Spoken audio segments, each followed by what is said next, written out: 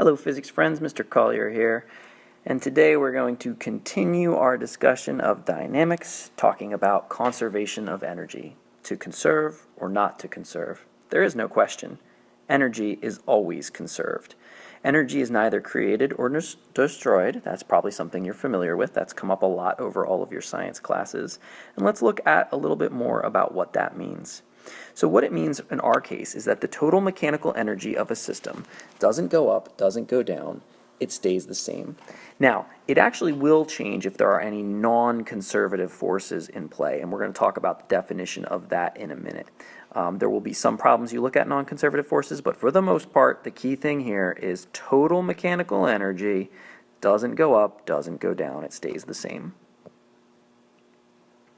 So what that looks like is that your initial energy is equal to your final energy. So you need to look at your scenario and decide what energies are involved. There's probably some kinetic and some potential, and maybe at the end there's some kinetic and some potential, or maybe at the end it's all been converted into kinetic energy, so you set up your equation like that. Or maybe at the beginning you only had potential energy, and so all of that potential turns to kinetic. You need to set it up for each individual question, what you start with and what you end with. And then you start swapping out just those general terms, kinetic and potential, for the specific equations. And whatever you start with is going to be equal to what you end with. I said that we would talk about conservative versus non-conservative forces. The main difference here is that in a conservative force, you're going to be able to maintain all of the work that you've put into a situation. So when you lift something up against gravity, right, you've given it that potential energy. And so if you let it go, it will fall back down and you get back all the work that you've put in. But if you drag something horizontally, you're never going to get back from it the work that was lost due to friction, because that energy turns to heat and just sort of dissipates. So non-conservative force, the main one that we're going to talk about, is going to be friction.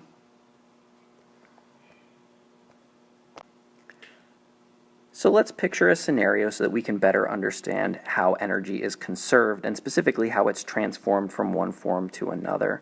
So on the far left here we have a ball that's high up in the air, and so we might say that right now we consider it to have completely potential energy.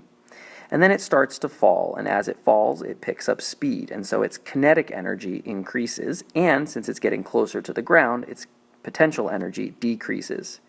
As it reaches the spring, it continues to gain kinetic energy and lose potential. And then it starts to compress the spring. So now it's going to slow down some. Its kinetic energy decreases. Its potential energy continues to decrease as it gets closer and closer to the ground. But now we have a new type of energy show up. It's also got some potential energy from the spring as it starts to compress the spring. And finally, it's going to compress the spring completely so that it's only potential energy from the spring. It's no longer in motion, so it has no kinetic energy, and it's no longer lifted off the ground, so it has no more potential gravitational energy. And if we added up all of these bars, each set of bars would add to the same total value. The total energy of the ball is conserved. It simply was changing form from kinetic to potential in the spring. So let's take a look at a sample problem with some conserved energy. Say you have a 2-kilogram penguin diving from a 6-meter high cliff. Find the speed of the penguin at the halfway point. So you might have solved this with kinematics in the past, but now we're going to realize that we can actually do this pretty easily from an energy perspective. We know that the initial energy the penguin starts with is equal to the final energy that it ends with. And with a little bit of logic, we understand that at the top of the cliff, it only has potential energy, but when it reaches the bottom of the cliff, that will have turned into some potential and some kinetic, and really at the bottom the height will be 0.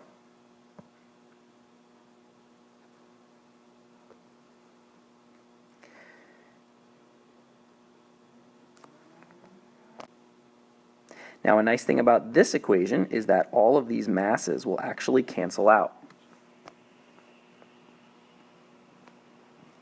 So we can start plugging in our numbers, gravity and height. That tells us how much energy it started with.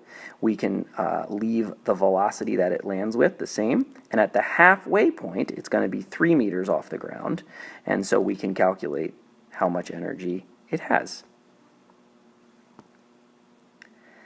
Solving for velocity will tell us the speed of the penguin at the halfway point. Then we can actually calculate his speed upon landing in the motion. When he gets to the ocean, all of his gravitational potential energy will have turned into kinetic energy. So we don't need that second potential energy term because it is 0. So now we simply do mass times gravity times height, and we don't really, again, need mass. It's going to cancel out, and that'll let us solve for velocity.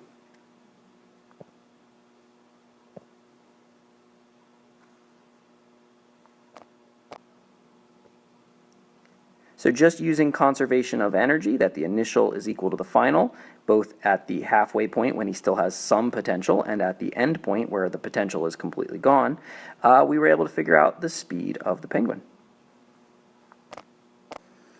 So now let's take another penguin sliding down a frictionless hill that's, again, 6 meters high, but now he's sliding down at a 30-degree angle on a 12-meter long slope. What is his speed at the bottom of the hill? So previously we would have approached this with Newton's laws, drawn a free body diagram, figured out the parallel force of gravity down the slide, used the hypotenuse length to calculate all this. But now it's actually a lot easier. Now all we need to do is set up a conservation of energy problem. His potential energy at the top will equal his kinetic energy when he reaches the bottom. Since it's all potential at the top and all kinetic at the bottom, we only need one of each term. Masses cancel, and we are left with just plugging in some numbers. And notice, and this is not a coincidence, on a frictionless slope, he ends up with the exact same speed as the penguin leaping off the 6-meter cliff. That's because energy is conserved, and on a frictionless slope, all it matters is how far you fell, not what route you took to get there. So we mentioned that the law of conservation of energy says that our total mechanical energy will not increase or decrease unless there's a non-conservative force. Well, guess what? In the real world, the total mechanical energy is not going to be constant because there are going to be non-conservative forces like friction. That doesn't mean that energy is destroyed. It just means that it's transferred to another system.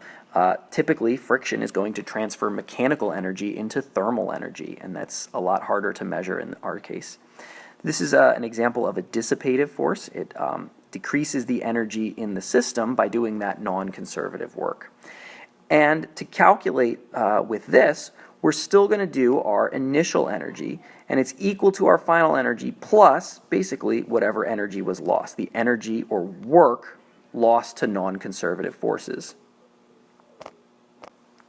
So now let's take a look at the same penguin sliding down the hill. If we know that energy is conserved, we already calculated his final speed to be 10.8 meters per second. But what if the hill is not frictionless and it does have a frictional force of 5 newtons? How fast will the penguin actually be going at the bottom? So to answer this, we just need to figure out how much non-conserved work or energy is lost due to that friction. So work is equal to force times distance. So we're still going to do the same thing, although now I will say you do need to know the mass of the penguin to answer this question. And so I set that equal to 2 kilograms. And we're going to figure out the force times the distance, right? The frictional force times the distance is that piece of the energy that is not conserved. So his starting energy is equal to his final energy, which will also include that velocity term, plus the non-conserved energy. The 5 newtons times the 12 meters, that's how much energy, 60 joules of energy, was lost to friction over the course of the hill.